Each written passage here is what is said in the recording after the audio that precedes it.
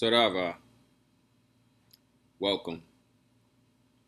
My name is Librotition. Also go by Tatarayas Dositi and Cruzohara. This video is about a little bit of background as to what I actually mean when I say that I'm a Luciferian, or when I say that I identify with the Luciferian ideology. I have been a student and practitioner of the Afro-Brazilian cult of Eshu, also known as Kimbanda, for as long as I have been an initiate of Palo Mayombe Kimbiza. I actually was a practicing Kimbandero before I got initiated into Palo Mayombe Kimbiza.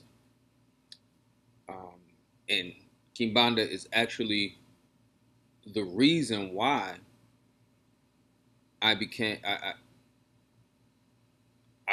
path in Palo Mayombe Kimbiza in the first place.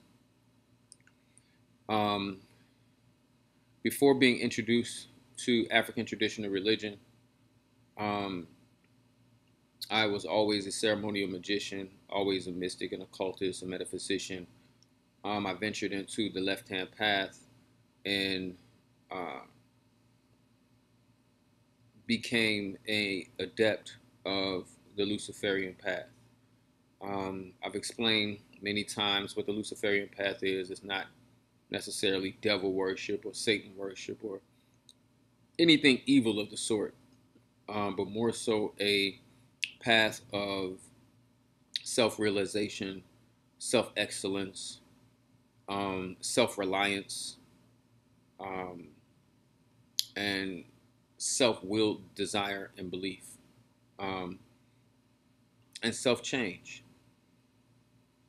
As I began to look for more powerful ways to become in the Luciferian path, I came across Kimbanda. And I began to start studying Kimbanda. This was back in 2011. Okay? This was back in 2011. I began to start practicing and working with the Eshus and Pombagitas of Brazilian Kimbanda. I had received several readings in 2011 from various Kimbanderos who reside in Brazil, who basically outlined my path in Kimbanda.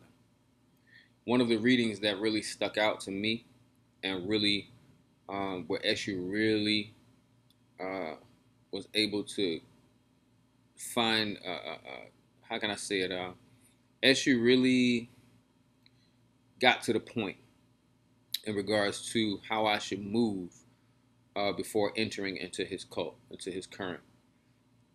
And during that reading of 2011, I may even post it because I still have the reading. So I may even post it as proof that Kimbanda was the path that I began in. Okay? But during that reading, Eshu, specifically Eshu Moore, was the Eshu that was speaking through the divination. Eshu Moore, whose iconography looks exactly like the Baphomet. Okay? Eshu Moore being the Mayoral of Kimbanda, the spiritual guide of Kimbanda, as well as Eshu Lucifer and others who move in the spirit of Mayoral. Eshu Moore made it known that his fire, or the Eshu's fire, was a little bit too hot for me at the time. I can be quite hot-headed, especially back then. I could be very hot-headed, and my temperament can go from 0 to 100. My temperament can go from light to dark very quickly. And because of that, Eshu felt that he felt that I wasn't ready for his fire, because Kimbanda, unlike Palo, strictly works with Eshu and Pombagita. Eshu and Pombagita can be likened to the Luciferian archetypes of Samael and Lilith, if you will. and all of the spiritual energies that fall up under their command. So Eshu suggested that I go into Palo Mayombe first and learn how to work with that fire first, because he considered Palo Mayombe to be a lesser fire. Okay, Kimbanda is very hot. Okay, it's very powerful. It's very strong. Eshu looked at Palo Mayombe as a lesser fire, as it is described in a reading. This is not me saying this, but this is Eshu saying this. So it kind of gives you an idea of the difference in spiritual potency between Kimbanda and Palo Mayombe. Okay, not to say that one is better than the other, but my temperament always flowed more so with Kimbanda. When I got into Palo Mayombe, directly after the reading, I immediately sought out my now godfather in Palo Mayombe, Kimbiza, and I moved back to Chicago. I was living in Atlanta back in 2011. I moved back to Chicago, and immediately, about after a year of living back in Chicago, I connected with my godfather and began a path. No, it was actually shorter than that. As soon as I got back to Chicago, like I literally went to the Munanzo, because I knew what I was going back to Chicago for. I didn't want to work with no other elder in the community other than someone who was actually Afro-Cuban and someone who had actually had more than 50 years experience in the tradition of Palo Mayombe. So fortunately for me, there was an elder in Chicago who I trusted and who I still trust, and who I felt like could help me to facilitate a path in Palo Mayombe. During that time that I was learning Palo Mayombe, I never stopped studying Kimbanda. I never stopped spiritually working with the Eshu and the Pombogiras that was instructed for me to connect with in the reading. During that time, my Eshus, well, let me explain that. Like in similar ATRs, whereas, like, let's say, for instance, Orisha, everybody has like a masculine Orisha, then they have a feminine Orisha. You know what I mean? The same applies in Kimbanda. Everyone has an Eshu. Everyone has a Pombojita. Okay? And at the time, my Eshu and Pombojita were very volatile spirits. They were very volatile spirits. They were very unpredictable spirits. They were spirits that were very hard to control. Because the Eshus and Pombogitas, they resonate with your temperament and where you are spiritually and where you are in your spirit at that particular time. Later, during my initiation into Kimbanda, my Eshus changed. My Eshu and Pombojita changed. And it was no longer the same ones that that I began working with before the initiation. Because you can connect with your Eshu and Pombojita before you actually undergo a formal initiation. Okay? Actually, it's preferred that you psychically and spiritually connect to your Eshu and Pombojita while you're awaiting to be initiated into the cult of Eshu, which is Kimbanda. So as I was working, doing my rituals and so forth, my Luciferian practice took on the form of Kimbanda from a spiritual and ritualistic perspective. And this is why I never talked about it, but more so kept it hidden. Because during that time, I was not initiated into the actual lineage of Kimbanda Angola that I am now. So during that time, I just kept studying and kept connecting with my Eshu, becoming strong with my Eshu, working with my Eshu. I wasn't doing any spiritual works with the Eshu, more so just developing communication with my Eshu and Pombojita, and just, basically getting them to trust me, getting, allowing myself to trust them, and working Palo at the same time, but not working Eshu, not working Kimbanda with Palo, but working them separately. You know what I mean? So, because at the time, Palo was more like, as soon as you get initiated, you begin working. You know what I mean? You begin working in the temple. You begin learning. You begin a hands-on. Whereas with Kimbanda, before you have the opportunity to be initiated into a torero or be initiated into a Kimbanda lineage, it's always, like I said, it's always good to psychically and spiritually connect to your Eshu and Pomba Gira through ritual, which means that you can simply draw their pantos, which is in what would be considered in Palo a FEMA. You would draw the pantos on, let's say, on a ground, on a plate, or something of that nature. You would offer candles, light, pade, different offerings and things of that nature that you would give to Eshu and Pomba Gira. And you would begin giving them offerings and working with them and meditating with them, on their days, not on a daily basis, but you would do it on their days. So some Eshus, their days may be Monday and Saturday, others may be Monday and Wednesday, so forth. But you would work with them on their days specifically, and even if they have specific times of the day, you would work with them at that specific time. And by doing it ritualistically, and religiously, meaning repetitively, you would over time develop a strong connection to Eshu and Pomba Gira. Okay? So during the time of your initiation, your Eshu and Pomba Gira can be properly seated. Okay? Unlike Palo, where you know the morto is seated and mounted on your shoulders, and Kimbanda is seated in a different place. I'll just say that it's seated in a different place. Um, so now that um, I've been a palero, I've been in Palo Mayombe Kimbiza for more than 10 years. I quickly elevated in the tradition. I received a lot of things in the tradition. I learned a lot of things in the tradition. Um, and during that time, I was initiated into Kimbanda. Um, during that time that I was initiated in Kimbanda, I knew so much about Kimbanda already. I did not start out after initiation as like a beginner. Okay. I knew so much from studying, speaking to the elders in Brazil, speaking to people here in America who I knew were authentically connected to the current of Eshu.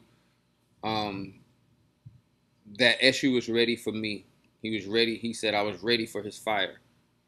So he told me that as long as I stick with him, he'll stick with me.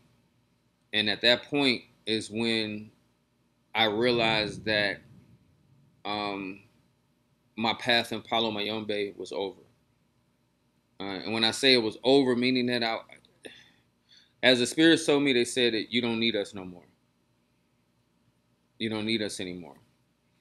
Um, and then the proper procedures for moving out of that energy into the energy of Kimbanda commenced. So now, when I speak, when I make videos, when I do spiritual work, when I do readings, everything is done either in two traditions. It's done either in Kimbanda with Eshu and Pomba Gira, or it's done in Ifa, meaning that I do readings in Kimbanda, very similar, but not the same as readings in Palo. Because in Kimbanda there are 7 kingdoms and 7 lines of Eshu and Pomba Gira. So it's not like, when you do a divination in Palo or you do a divination in Orisha, and, maybe all of these different Orishas or all these Impungo begin to speak and things of that nature. It's not like that with the divination in Kimbanda. The divination in Kimbanda is more along the lines of mediumistic communication with Eshu or Pomba Gira, and their guidance in informing you mediumistically of what Eshu demands of you, and what Eshu requests of you, or what Eshu wants you to do, or any type of guidance that Eshu offers for you. Okay? And there are different levels of divination in Kimbanda where you can isolate a particular problem, isolate a particular situation, and what particular issue or what kingdom of Eshu and Pomba Gira you need to work with to help that person and so forth and so on. So we work more along the lines of divination and Kimbanda now. And for those people who are interested in Ifa, those people who are interested in Orisha, we do readings, or I perform divination in Ifa and Orisha for those people as well. And both of these services are offered on my website, where you can book either one of them, depending upon what you're interested in. I would always suggest individuals who are interested in spiritual work to book the Kimbanda consultation or spiritual reading with Eshu and Pomba Gira, because that's where we're going to perform your work. You know what I mean? We honestly don't work no more. I don't work anymore with Chola. You know, I don't work anymore with Palo Mayombe spirits. Okay? Everything is done through Kimbanda. Everything is done with Eshu and Pomba Gira. Okay? And it's been giving me a great deal of results. A great deal of results. I've come to when I began working with Eshu and Pomba Gira, I began to see how quickly they work when you give them the proper offering. Okay? Everything in Kimbanda is not always about light and gunpowder and things of that nature. A lot of things that we do in Kimbanda have a lot to do with the proper offering and presentation before Eshu and Pomba Gira. Okay? So with those things, we're able to perform what we call macumba, okay, or spiritual works, to help people in all manners of love, money, prosperity, health, revenge, enemy, spiritual protection, pretty much anything that you can name. And the good thing about it to me is that everybody does not do Kimbanda. So the competition in America when it comes to working as a Kimbandero is slim to none. And most of the people that do work Kimbanda in America, I know. So, yeah. You know, so I just really wanted to inform y'all of what's going on. So I know that in my previous video at the time, you know, I told y'all, I said, I'm working with necromantic demonology. That was an exaggeration of me trying to very, very much cloak the idea that I was working Kimbanda. Because at the time, you know, of course, y'all know my situation on the internet with other individuals, and I really didn't want them to know what it was that I was practicing. But now it doesn't matter. As you says, it doesn't matter. Like, it doesn't matter. Like, it seriously doesn't matter. Like, it doesn't matter if they know or who knows or whatever. It doesn't even matter anymore. I'm not going to say why it doesn't matter, but I'm going to say it just doesn't matter. You know what I mean? It doesn't matter anymore. Eshu says that he's taking care of the situation. So it doesn't even matter anymore. And the beautiful thing is that if you follow the temperament of your Eshu and Pomba Gira, you can go far. Because Eshu can be looked at as Lucifer or Satan. Eshu can be approached like Lucifer or Satan. If you approach him from a standpoint of wanting knowledge, from a standpoint of wanting to grow spiritually, from a standpoint of wanting to be guided on your spiritual journey, and wanting wisdom and partaking of the wisdom of Eshu, then you will move spiritually through the heights of what would be considered Lucifer. When you work with Eshu on a more carnal level for sex, for just money, sex, revenge, and things of that nature, then you're going to call upon more of the satanic aspect of Eshu. And by calling on more of the satanic aspect of Eshu, it can be quite dangerous for the adept. Okay? Because at that point, Eshu can begin to start manifesting in your life in a very weird way. You know what I'm saying? Weird things start happening whenever you approach him in that way. And you can find yourself in a bit of a sling of working with him in that way. So I tend to work with Eshu and Pomba Gira according to their temperament, meaning that you may have an Eshu who does not do evil, or does not want you to do evil, right? And if you proceed to ask him to do evil or to do something that will be considered evil, then he may do it, but then the consequences of what he's doing are going to come back on you times seven, and they're going to be it can end up fucking you up. You know what I mean? So the best thing to do, and in some cases, depending upon who you are, you make both your Eshu and your Pomba Gira may speak through their mouth. They may only do good. Okay? And in some cases, your Eshu and your Pomba Gira may speak through their ass. They may both do bad. They may both can do good and bad, for that matter. Well, if they speak through their ass, they can do good and bad. If they speak through their mouth, then you particularly want to use them to do good. Okay? So, these are the type of things that you have to watch out for in Kimbanda.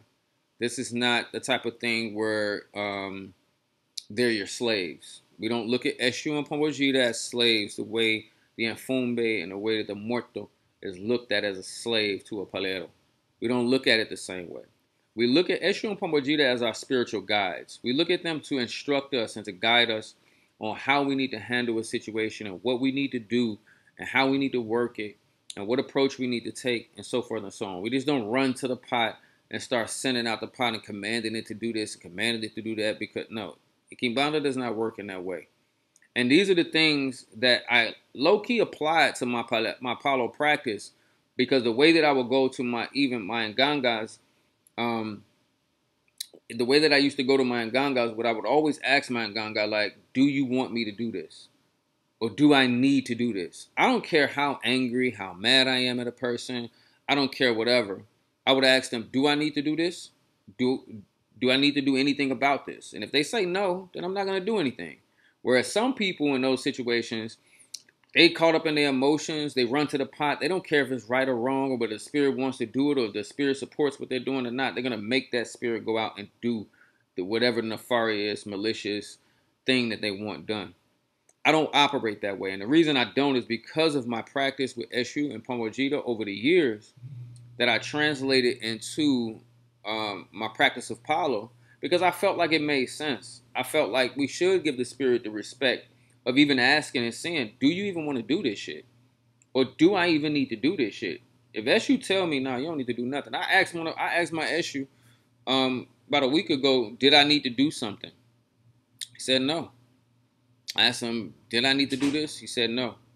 You know what I'm saying? So, in knowing that you have that guidance from him, then you just really just have to trust and have confidence that he's going to have your back, that he's going to take care of you and so forth. You don't have to go and try to command him to do something that he is not in agreement with, because if you try to command him to do something that he's not in agreement with, then it's going to come back on you. It's going to come back on you. Let me think of anything else that I can say about what's to come. It's a lot of things that's to come with this.